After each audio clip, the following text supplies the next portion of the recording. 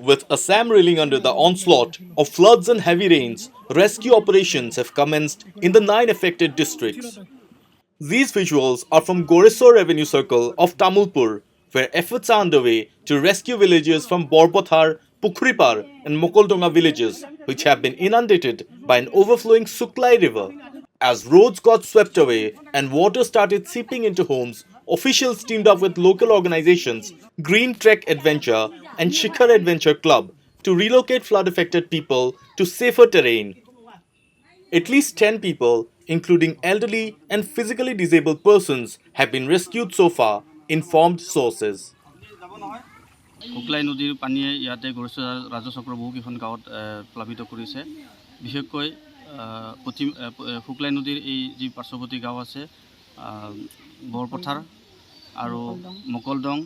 পুখুৰীপাৰ আদি গাঁৱত যথেষ্ট সংখ্যক পানী সোমাইছে আৰু বহুত লোক ইয়াতে পানী আবদ্ধ হৈ পৰিছে ইয়াৰ ৰাস্তা পদূলি খহাই লৈ গৈছে তামুলপুৰ জিলা প্ৰশাসনৰ আহ্বান মৰ্মে গৰেশ্বৰ ৰাজচক্ৰ বিষয়া মহোদয়ে আমাক সহযোগ কৰিছে